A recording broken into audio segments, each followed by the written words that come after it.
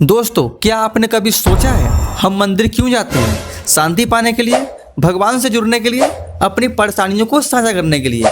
लेकिन दुख की बात है कि आजकल मंदिरों का माहौल जो है वो बदलता जा रहा है। जहां पहले भक्ति और श्रद्धा होती थी, वहीं अब दिखावा, कैमरा और सोशल मीडिया छा गए। आज रात जब मैं कान्हा को वश बदल कर उनको सुला रही थी तो कान्हा सो ही नहीं रहे थे, बार बार उठे जा रहे थे। फिर मैंने कान्हा को बोला, कान्हा बहुत रात्रि हो गई है, सो जाओ। तो कान्हा फिर से उठ गए। फिर मैंने आराम से कान्हा को बैठाया और पूछा, अब आप मुझे बताओ, आप बार बार क्यों उठ रहे हो, सो क्यों नहीं रहे हो? तो कान्हा ने मुझसे कहा कि मुझे बहुत गर्मी लग रही है, मुझे कुछ ठंडा खिलाओ। अब अपने हाथों से कान्हा को लस्सी पिलाते, लस्सी पीते कान्हा की सब शरारतें खत्म हो जाती है। अब कान्हा को लाड प्यार करके सुला देते।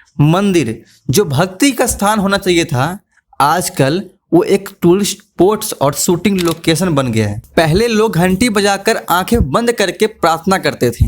आज लोग भगवान के सामने खड़े होकर प्रेयर कम और रील ज्यादा बनाते हैं। आरती का समय होता है तो भीड़ हरे राम हरे कृष्ण में नहीं, बल्कि एंगल सही आया कि नहीं आया, कैमरा ऑन है कि नहीं है, इसमें लगी रहती है। भाई सोच कर देखो, क्या भगवान को सच में हमारी कैमरा एंगल से फर्क पड़ता है?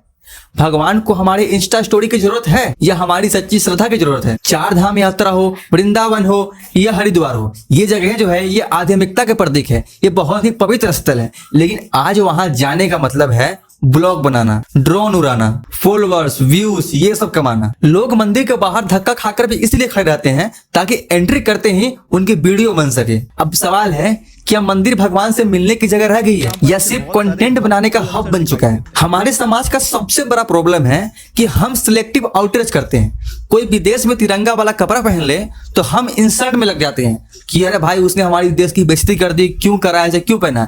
लेकिन जब यहाँ मंदिरों में अश्लील गाने पर रील बनती है तो किसी की जो भावना है वो क्यों आहत नहीं होती है? क्या भगवान की बेइज्जती तभी की नहीं जाएगी जब वो सोशल मीडिया पे वायरल होंगे और असली मुद्दों पर सब चुप क्यों हो जाते हैं? भाई ये सबसे बड़ी विडंबना है कि एक आम भक्त 3-4 घंटे लाइन में लगेगा, धक्का खाएगा, पसीने बहाएगा, लेकिन जैसे ही कोई नेता या बड़ा आदमी आता है तो सीधा वीआईपी गेट से उसको दर्शन मिल जाती है। अब ये कैसी समानता है? क्या भगवान भी वीआईपी और आम जनता में फर्क करते हैं? नहीं, ये फर्क प्रशासन और सरकार बनाती है।